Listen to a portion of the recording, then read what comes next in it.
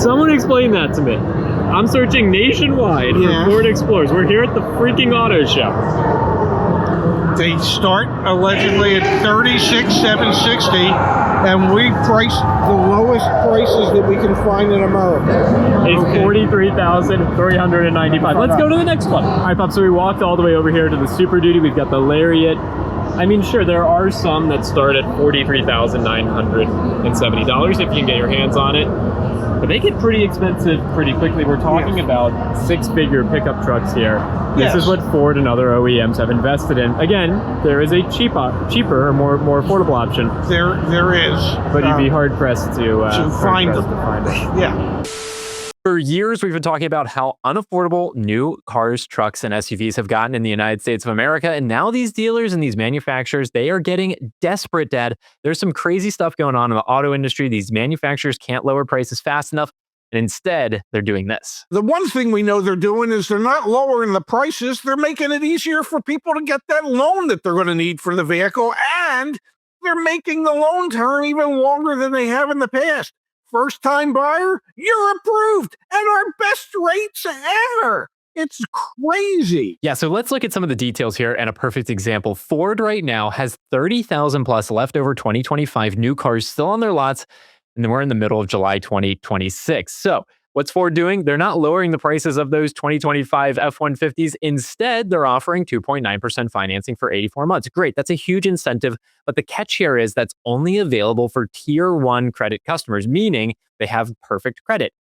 Or what Ford's done instead is made it available to first-time buyers. So Ford, Dad, and all these other automakers too, they have these programs where for first-time buyers who have never had an auto loan before, they can qualify for Tier 1 credit programs, 0% financing, 1.9% financing, 2.9% financing, like this for 84 months for 2025 F-150s.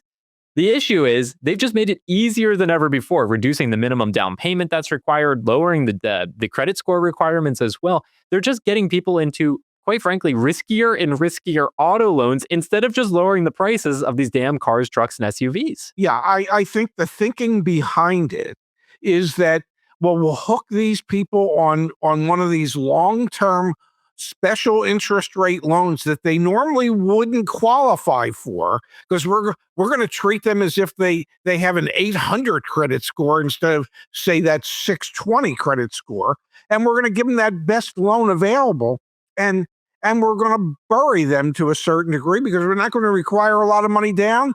And then when it's time to get a new car, they'll have no other place to go than to come back to us because nobody's going to get them out of it other than we will. Yeah, it's absolutely crazy what's going on right now. They've jacked up these prices. We've been talking about it for years, obviously. And again, instead of lowering them, they're just making it easier to take on riskier debt. And what's interesting is it's not just Ford. That's a perfect example of what's going on. It's the whole auto industry right now. Availability for credit is at all-time highs for the past 10 years across all loan financing. So this is like not just a Ford thing. This is an overall auto industry thing. The way that we're solving the affordability crisis is by getting people in longer loan terms, but getting even riskier loans on the books. That doesn't make any sense to me. No, it's 73.9% of people who apply for a car loan are getting approved. Highest rates of approval that we've ever seen. So we know that people who normally would not have qualified for a loan are suddenly qualifying. And not only are they qualifying for a loan, but they're qualifying for a longer term than they would have ever been considered for. So between the added debt of that longer term, it is as if these banks are just putting people into debt slavery. They have become slaves to their car loan, and it's pure insanity. Now, here's the reality. Just because you can get approved for an auto loan right now, again, it's easier today to get approved for an auto loan than it was 6 or 12 months ago, does not necessarily mean you should take on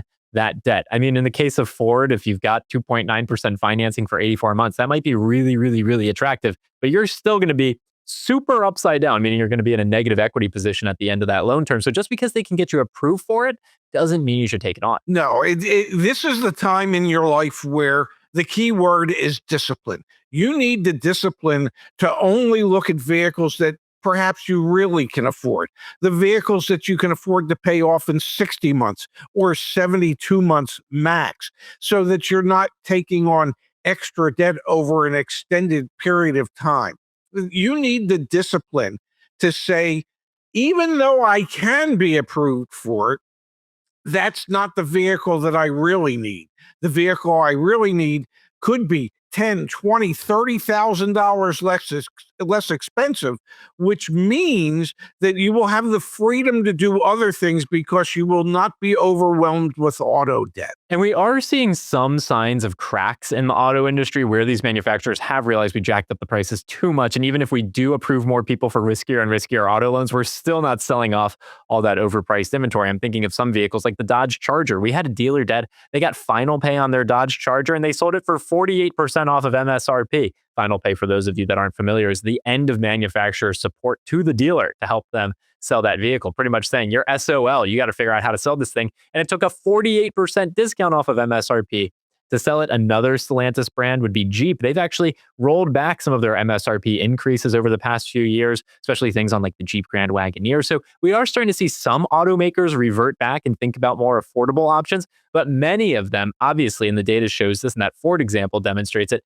are just thinking, how can we get people on longer loan terms and we approve more of them so that on the monthly basis, it's quote unquote affordable for them. But it's really just a slippery slope. And 60 months should be the cap for most people. I mean, even if you could do 48 or 36-month financing, that's a much better option. You're just paying less interest over the lifetime of the loan. And we do know that there's some brands out there, Chevrolet, Buick, that have increased dramatically the number of offerings that they have below $30,000. Might not be the greatest vehicles in the world, but they'll certainly get you from point A to point B. And you'll certainly have a payment that's, I don't know, a heck of a lot more affordable that will allow you the opportunity to be able to do other things in your life because you're not drowning in that debt of financing $60,000 for 84 months. It is the time to take advantage of the opportunities that are out there, and don't allow yourself to fall prey to a dealer saying to you, hey, the bank's willing to give you the money. You'd be foolish not to take it. No, you'd be smart not to take it. Leave a comment on this video. Super curious your answer to this question. Are new cars affordable today? And are they affordable if you get an 84-month loan that you may or may not actually qualify for? Cannot wait to read the comments on this video, Pops. Yep, me too. CarEdge Concierge, the revolutionary way to buy your next car. You tell us what you want, and our team of experienced concierges goes to work on your behalf. They source the vehicle, negotiate the price, and make arrangements to have it delivered to you directly. Never set foot in a car dealership again. CarEdge.com/concierge to learn more about how you have the power to save both your time and money. Let the car buying revolution begin at CarEdge.